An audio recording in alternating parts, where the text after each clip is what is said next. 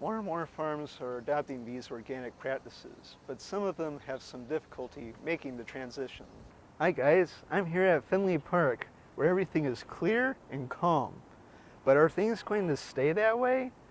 I'll tell you all about that next. This new auditorium, the one here on the lower floor, can already house more viewers than the old location could.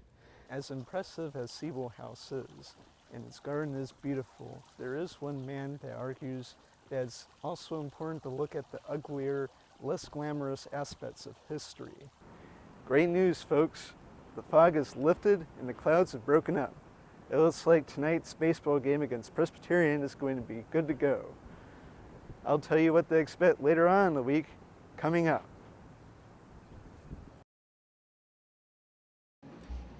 And without wasting equipment, that's pretty much.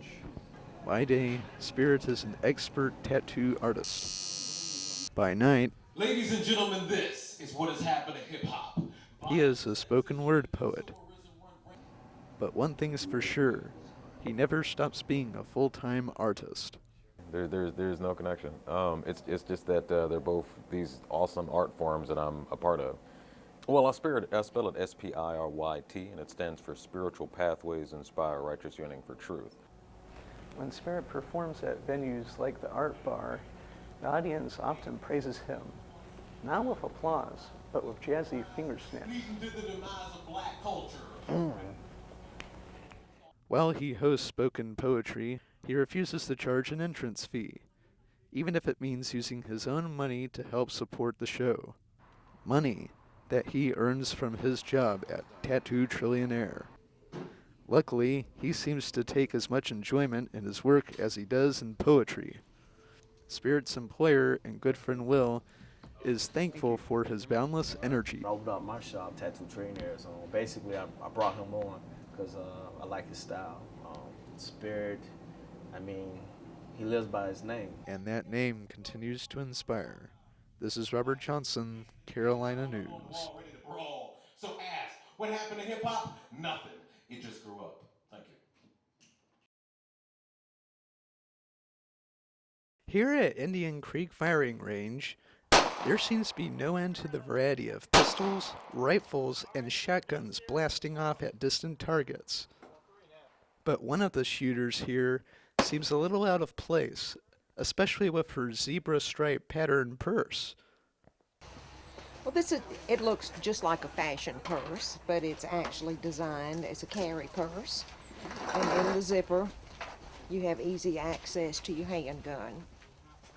And she proves you don't have to be all that macho to be a crack shot. And my husband's retired military, and he got his concealed weapons permit, but unfortunately he has Parkinson's disease. He said, well, if I can't carry one, then you need to get your permit. Gun Owners of South Carolina President Gerald Stoudemire says he isn't surprised that a short retired teacher would apply for a concealed and carry permit. I see all age groups. I see people from all walks of lives. We have ministers, we have school teachers, we have bankers, we have doctors. I believe people have decided now that police officers can't be with them all the time. They can't be everywhere. They have to take it on their own person to protect themselves and their families. By virtue of conceal and carry, people can carry these types of weapons and no one else would know it. So how many people are actually doing that? SLED reports that demand for these permits has skyrocketed. In 2006, there were only about 30,000 active gun permits, whereas this year, there are as many as 159,000. SLED declined to say whether more gun permits make society safer, saying that they were simply accommodating citizens' constitutional rights. But that's something this gun owner is thankful for. 7, 8, 9, 10, 11, 12, 13. 13 within the 7 ring. Robert Johnson, Carolina News.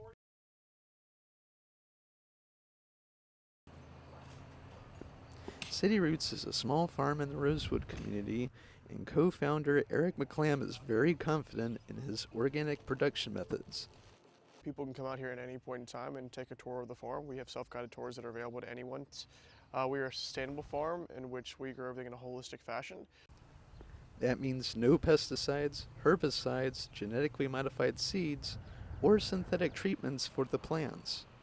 That may sound like a big responsibility, but McClam says that eliminating synthetic substances and producing his own compost and fertilizer can be an economic advantage.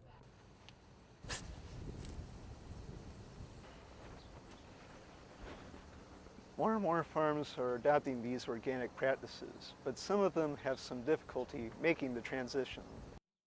Bill Evans, owner of Berry Hill Farms in Lexington, used to rely on pesticide sprays, even when he didn't want to. Either was going to have to go out of business or deal with that fruit fly, and the only way to deal with him at the time was with insecticide. Right there, I see like a dozen of them. Evans depends on bees for pollination, so pesticides could have backfired. Fortunately, he found an organic alternative. It's a bait that's actually specific to that insect. This style of farming is efficient, and farmers like McClam and Evans say that their customers value organically grown foods more than conventionally raised products. Robert Johnson, Carolina News.